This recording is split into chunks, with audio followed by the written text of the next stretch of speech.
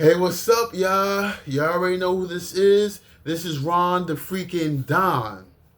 Now, today, I wanted to speak about the latest political headline that is very, very popular.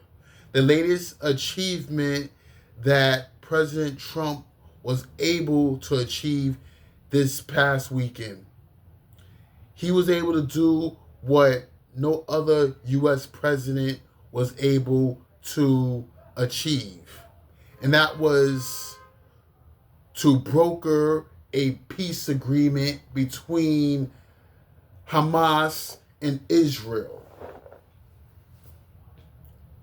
Now, of course, the previous presidents like Clinton and Bush and Biden was able to lay down the groundwork for him to do so.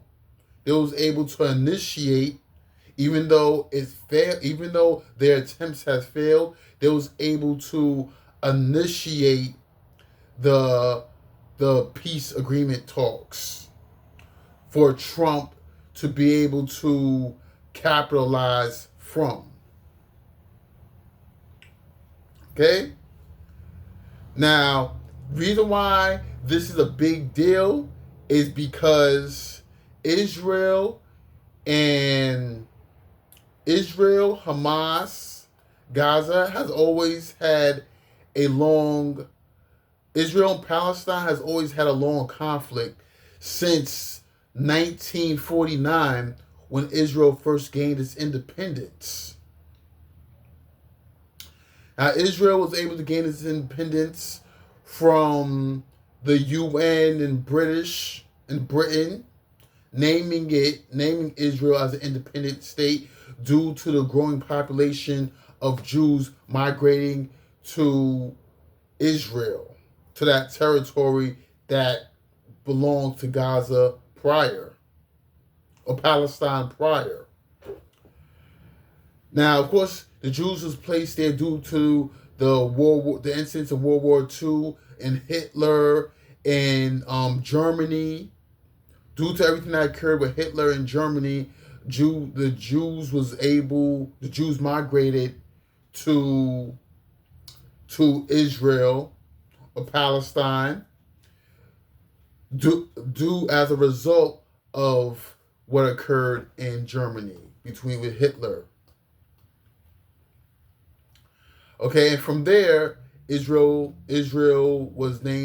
gained its independence, was named an independent state by the UN and Britain, even though it had to fight against numerous Arab nations in order for them to maintain its sovereignty. And it's been through many wars. Israel also was able to annex Gaza in 1960 from Egypt in 1967 war, and was able to gain possession of Jerusalem from Jordan in the 1967 war as well. So it's been a long conflict from like decades and decades since 1949 between Israel and Palestine.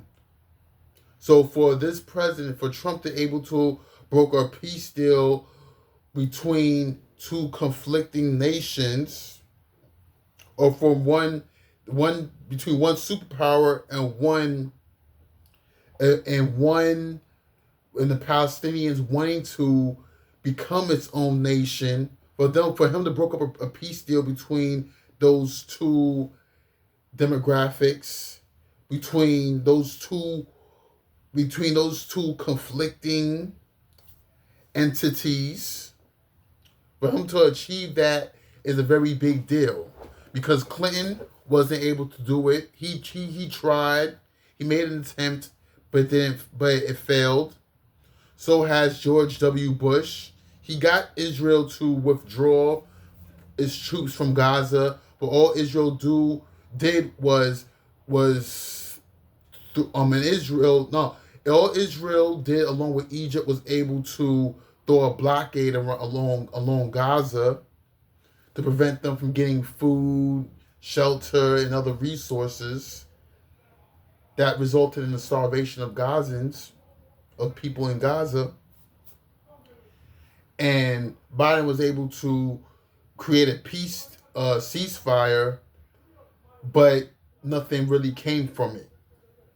But Trump was able to piggyback off of it, off the groundwork that his predecessors has laid down for him. And Trump was able to capitalize off that ground, off the foundation his predecessors was able to achieve. So Trump brokering this peace agreement is a big deal, and it's definitely a victory for him politically, and it's going to gain America more respect from the international community.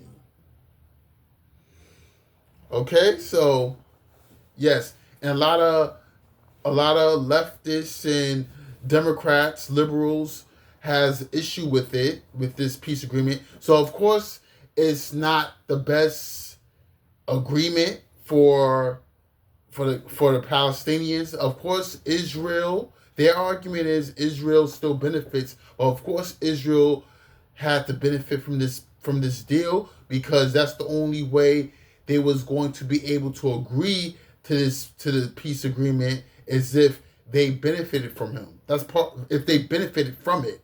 That's part of politics. Israel is a superpower in the Middle East.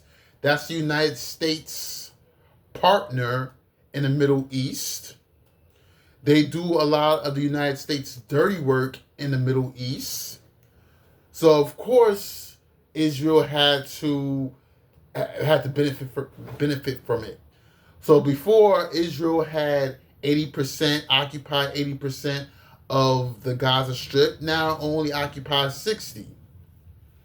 So, but however, in return, Hamas agreed to decommission and relinquish their weapons, the military weapons, in exchange for amnesty.